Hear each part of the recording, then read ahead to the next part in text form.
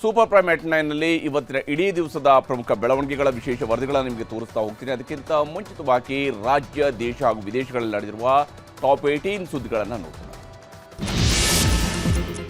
ಕುರ್ಚಿ ಕದರದ ಮಧ್ಯೆ ಇವತ್ತು ಉಪಮುಖ್ಯಮಂತ್ರಿ ಡಿಕೆ ಶಿವಕುಮಾರ್ ಅವರ ಮನೆಯಲ್ಲಿ ಬ್ರೇಕ್ಫಾಸ್ಟ್ ಸಭೆ ನಡೆದಿದೆ. ಮುಖ್ಯಮಂತ್ರಿ ಸಿದ್ದರಾಮಯ್ಯನವರಿಗಾಗಿ ನಾಟಿ ಕೋಳಿ ತರಿಸಿ ನಾನ್ ವೆಜ್ ಅಡುಗೆಯನ್ನು ಮಾಡಿಸಿದ್ರು. ಬ್ರೇಕ್ಫಾಸ್ಟ್ ಸಭೆಯು ಕಾಂಗ್ರೆಸ್ ಮಟ್ಟಿಗೆ ಯಶಸ್ವಿಯಾಗಿದೆ. ಆದರೆ ಬ್ರೇಕ್ಫಾಸ್ಟ್ ಮೀಟಿಂಗ್ಗೆ ಜೆಡಿಎಸ್ ಟಾಂಗ್ ಕೊಟ್ಟಿದೆ. ಎಕ್ಸ್ನಲ್ಲಿ ಪೋಸ್ಟ್ ಮಾಡಿರುವಂತಹ ಜೆಡಿಎಸ್ ಇಬ್ಬರು ಏನು ಮಾತಾಡಿರಬಹುದು ಅಂತ ವ್ಯಂಗ್ಯಭರಿತವಾಗಿ ಬರೆದುಕೊಂಡಿದೆ. ಇಬ್ಬರ ಸಂಭಾಷಣೆ ಕಮಿಷನ್, ಸಿಎಂ ಪಟ್ಟ ಕೊಟ್ಟ ಮಾತಿನ ಕುರಿತು ನಡೆದಿದೆ ಅಂತ ಜೆಡಿಎಸ್ ವ್ಯಂಗ್ಯವಾಡಿದೆ. ಪೋಕ್ಸೋ ಪ್ರಕರಣದಲ್ಲಿ ಮಾಜಿ ಮುಖ್ಯಮಂತ್ರಿ ಯಡಿಯೂರಪ್ಪನವರಿಗೆ ಸುಪ್ರೀಂ ಕೋರ್ಟ್ ದೊಡ್ಡ ರಿಲೀಫ್ ಅನ್ನು ಕೊಟ್ಟಿದೆ.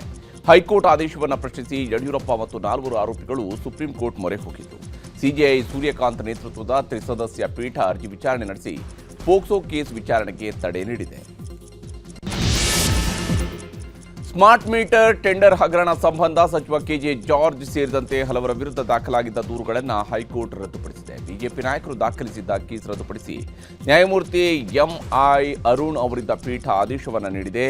ಇಂಧನ ಇಲಾಖೆಯ ಗೌರವ್ ಗುಪ್ತಾ, ಎಚ್ಜಿ ರಮೇಶ್ ವಿರುದ್ಧದ ಕೇಸ್ ಕೂಡ ರದ್ದಾಗಿದೆ.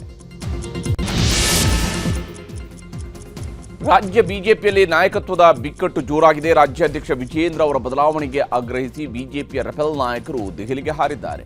ರಮೇಶ್ ಜಾರಕಿಹೊಳಿ, ಕುಮಾರ್ ಬಂಗಾರಪ್ಪ, ಮಹೇಶ್ ಕುಮಟಳ್ಳಿ, ಜಿಎಂ ಸಿದ್ದೇಶ್ವರ, ಶಾಸಕ ಬಿಪಿ ಹರೀಶ್ ಹೈಕಮಾಂಡ್ ನಾಯಕರ ಭೇಟಿಗೆ ದೆಹಲಿಯಲ್ಲಿ ಠಿಕಾಣಿ ಹೂಡಿದ್ದಾರೆ. ಮಾಜಿ ಶಾಸಕ ಆರ್ವಿ ದೇವರಾಜ್ ಹೃದಯಾಘಾತದಿಂದ ನಿಧನರಾಗಿದ್ದಾರೆ. ಇವತ್ತು ಕೆಆರ್ ಮಾರ್ಕೆಟ್ ಬಳಿಯ ದೇವರಾಜ್ ಅವರ ನಿವಾಸದಲ್ಲಿ ಸಿಎಂ, ಡಿಸಿಎಂ ಸೇರಿದಂತೆ ಹಲವು ನಾಯಕರುಗಳು ಹಾಗೂ ಅವರ ಅಭಿಮಾನಿಗಳು ಅಂತಿಮ ದರ್ಶನವನ್ನು ಪಡೆದರು. ನಾಳೆ ಕನಕಪುರ ರಸ್ತೆ ಬಳಿಯಲ್ಲಿರುವಂತಹ ದೇವರಾಜ್ ಒಡೆತನದ ಜಮೀನಿನಲ್ಲಿ ಅಂತ್ಯಕ್ರಿಯೆ ನಡೆಯಲಿದೆ. ಬಿಜೆಪಿ ಶಾಸಕ ಎಸ್ಆರ್ ವಿಶ್ವನಾಥ್ ಒತ್ತಾಯಕ್ಕೆ ರಾಜ್ಯ ಸರ್ಕಾರ ಮಣಿದಿದೆ. ಯಲಹಂಕ ಕ್ಷೇತ್ರದ ವಾರ್ಡ್ ನಂಬರ್ 2ಕ್ಕೆ ಡಿಕೆ ಶಿವಕುಮಾರ್ ಅವರ ಮಗನ ಹೆಸರು ಇಟ್ಟಿದ್ದಾರೆ ಅಂತ ಎಸ್ಆರ್ ವಿಶ್ವನಾಥ್ ಆರೋಪವನ್ನು ಮಾಡಿದರು. ಈಗ ಆಕಾಶ್ ಅಂತ ಇದ್ದಂತಹ ವಾರ್ಡ್ ಅನ್ನು ಏರೋ ಸಿಟಿ ವಾರ್ಡ್ ಅಂತ ಹೆಸರು ಬದಲಿಸಿ ಸರ್ಕಾರ ಆದೇಶ ಹೊರಡಿಸಿದೆ. ವೇತನ ಹೆಚ್ಚಳ ಸೇರಿದಂತೆ ವಿವಿಧ ಬೇಡಿಕೆಗಳ ಈಡೇರಿಕೆಗೆ ಆಗ್ರಹಿಸಿ ಬೆಂಗಳೂರಿನ ಫ್ರೀಡಂ ಪಾರ್ಕ್ನಲ್ಲಿ ಅಂಗನವಾಡಿ ಹಾಗೂ ಬಿಸಿಯೂಟ ಕಾರ್ಯಕರ್ತೆಯರು ಪ್ರತಿಭಟನೆ ಮಾಡ್ತಾ ಇದ್ದಾರೆ. 2 ದಿನಗಳಿಂದ ಚಳಿಯಲ್ಲೇ ಕಾರ್ಯಕರ್ತೆಯರು ಅಹೋರಾತ್ರಿ ಹೋರಾಟವನ್ನು ನಡೆಸ್ತಾ ಇದ್ದಾರೆ. ಬೆಂಗಳೂರಿನ ಅಂತಾರಾಷ್ಟ್ರೀಯ ಏರ್ಪೋರ್ಟ್ನಲ್ಲಿ ಸಾಫ್ಟ್ವೇರ್ ಸಮಸ್ಯೆಯಾಗಿ 70ಕ್ಕೂ ಹೆಚ್ಚು ವಿಮಾನಗಳ ಹಾರಾಟದಲ್ಲಿ ವ್ಯತ್ಯಯ ಎದುರಾಗಿದೆ. ನಿನ್ನೆ ಮಧ್ಯರಾತ್ರಿಯಿಂದ ಈವರೆಗೆ 22 ವಿಮಾನಗಳ ಪ್ರಯಾಣ ರದ್ದು ಮಾಡಲಾಗಿದೆ. 50ಕ್ಕೂ ಅಧಿಕ ವಿಮಾನಗಳ ಹಾರಾಟದ ಸಮಯ ಬದಲಿಸಿದ್ದಕ್ಕೆ ಪ್ರಯಾಣಿಕರು ಆಕ್ರೋಶ ವ್ಯಕ್ತಪಡಿಸಿದರು. ಬೆಂಗಳೂರು ಹುಬ್ಬಳ್ಳಿ ಬಳಿಕ ಇದೀಗ ಬೆಳಗಾವಿಯಲ್ಲೂ ಎಟಿಎಂ ದರೋಡೆಯಾಗಿದೆ. ಹೊಸ ವಂಟಮೂರಿ ಗ್ರಾಮದ ಹೈವೇಯಲ್ಲಿರುವ ಎಟಿಎಂ ಅನ್ನ ತಳ್ಳು ಗಾಡಿ ಮೂಲಕ ದರೋಡೆಕೋರರು ಹೊತ್ಕೊಂಡು ಹೋಗಿದ್ದಾರೆ. ಎಟಿಎಂನಲ್ಲಿರುವ ಸೆನ್ಸಾರ್ಗೆ ಶಬ್ದ ಬರದಂತೆ ಬ್ಲಾಕ್ ಸ್ಪ್ರೇಯನ್ನ ಮಾಡಿ ಮಷೀನ್ ಅನ್ನು ಹೊರತೆಗೆದಿದ್ದಾರೆ. ಸದ್ಯ ಖದೀಮರಿಗಾಗಿ ವಿಶೇಷ ತಂಡವನ್ನು ರಚಿಸಿ ಹುಡುಕಾಟ ನಡೆಸಲಾಗ್ತಾ ಇದೆ. ಮಂಗಳೂರಿನ 11 ವರ್ಷದ ಬಾಲಕ ಅತಿ ಚಿಕ್ಕ ವಯಸ್ಸಿನಲ್ಲೇ ಡ್ರೋನ್ ತಯಾರಿಸಿ ವಿಶ್ವ ದಾಖಲೆಯನ್ನು ಬರೆದಿದ್ದಾನೆ.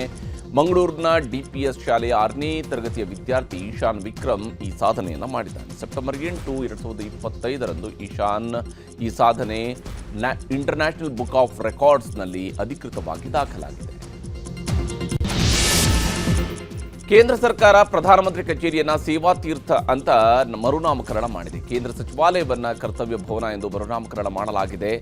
ನಿನ್ನೆಯಷ್ಟೇ ತಮಿಳುನಾಡು, ಕೇರಳ ಮತ್ತು ಪಶ್ಚಿಮ ಬಂಗಾಳ ರಾಜ್ಯಗಳ ರಾಜಭವನದ ಹೆಸರನ್ನ ಲೋಕಭವನ ಅಂತ ಬದಲಿಸಲಾಗಿದೆ.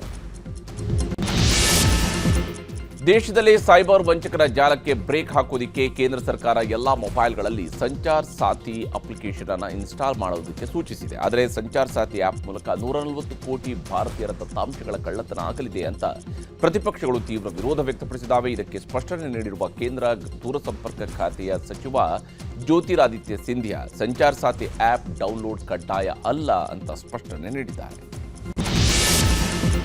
ದೆಹಲಿಯಲ್ಲಿ ದಿನದಿಂದ ದಿನಕ್ಕೆ ವಾಯು ಮಾಲಿನ್ಯದ ಪ್ರಮಾಣ ಹೆಚ್ಚಾಗ್ತಲೇ ಇದೆ. ದೆಹಲಿಯ ಜನ ಪ್ರತಿನಿತ್ಯ ಹಾನಿಕಾರಕ ಗಾಳಿಯನ್ನು ಉಸಿರಾಡ್ತಾ ಇದ್ದಾರೆ. ದೆಹಲಿಯಲ್ಲಿ ಉಸಿರಾಡುವುದು ದಿನಕ್ಕೆ 14 ಸಿಗರೇಟ್ ಸೇದುವುದಕ್ಕೆ ಸಮಾನವಾಗಿರುತ್ತೆ ಅಂತ ಡೇಟಾ ಬಹಿರಂಗಪಡಿಸಿದೆ. ಡಿಸೆಂಬರ್ 4ರ ಗುರುವಾರ ರಷ್ಯಾ ಅಧ್ಯಕ್ಷ ವ್ಲಾದಿಮಿರ್ ಪುಟಿನ್ ಭಾರತಕ್ಕೆ ಭೇಟಿ ನೀಡಲಿದ್ದಾರೆ. ಭೇಟಿಗೂ ಮುಂಚಿತವಾಗಿ ದೆಹಲಿಯಲ್ಲಿ ಭದ್ರತಾ ವ್ಯವಸ್ಥೆಗಳನ್ನು ಬಿಗಿಗೊಳಿಸಲಾಗಿದೆ. ದೆಹಲಿಯನ್ನು ಹೈ ಸೆಕ್ಯೂರಿಟಿ ವಲಯವಾಗಿ ಪರಿವರ್ತಿಸಲಾಗಿದೆ. ಭಾರತ ಮತ್ತು ರಷ್ಯಾದ ಏಜೆನ್ಸಿಗಳು ಜಂಟಿಯಾಗಿ ಭದ್ರತೆಯ ಬಗ್ಗೆ ನಿಗಾ ವಹಿಸಿವೆ.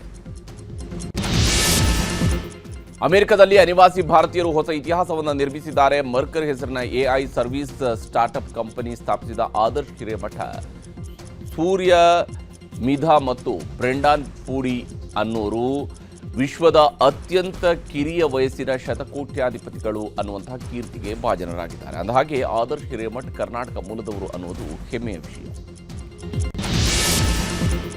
ಜೈಲಿನಲ್ಲೇ ಪಾಕಿಸ್ತಾನದ ಮಾಜಿ ಪ್ರಧಾನಮಂತ್ರಿ ಇಮ್ರಾನ್ ಖಾನ್ ಅವರ ಹತ್ಯೆಯಾಗಿದೆ ಅಂತ ವದಂತಿ ಹಬ್ಬಿತ್ತು. ಆದರೆ ಇವತ್ತು ಜೈಲಿನಲ್ಲಿ ಇಮ್ರಾನ್ ಖಾನ್ ಅವರನ್ನು ಅವರ ಸಹೋದರಿ ಉಜ್ಮಾ ಖಾನ್ ಭೇಟಿಯಾಗಿದ್ರು. ಇಮ್ರಾನ್ ಖಾನ್ ಫಿಟ್ ಆಗಿದ್ದಾರೆ, ಆದರೆ ಮಾನಸಿಕವಾಗಿ ಕುಗ್ಗಿದ್ದಾರೆ ಅಂತಾನು ಉಜ್ಮಾ ಖಾನ್ ಸ್ಪಷ್ಟಪಡಿಸಿದರು. ಕೊಲೆ ಕೇಸಿನಲ್ಲಿ ಜೈಲಿನಲ್ಲಿ ಇರುವ ದರ್ಶನ್ ನಟನೆಯ ಬಹುನಿರೀಕ್ಷಿತ ಡೆವಿಲ್ ಸಿನಿಮಾ ಡಿಸೆಂಬರ್ 11ರಂದು ರಿಲೀಸ್ ಆಗಲಿದೆ. ಈ ಬಗ್ಗೆ ಸುದ್ದಿಗೋಷ್ಠಿಯನ್ನು ನಡೆಸಿದ ಚಿತ್ರತಂಡ ಶನಿವಾರದಿಂದಲೇ ಡೆವಿಲ್ ಚಿತ್ರದ ಬುಕಿಂಗ್ ಸ್ಟಾರ್ಟ್ ಆಗಲಿದೆ. ಗುರುವಾರ ಬೆಳಗ್ಗೆ 6 ಗಂಟೆಯಿಂದಲೇ ಡೆವಿಲ್ ಪ್ರದರ್ಶನ ಆರಂಭವಾಗಲಿದೆ.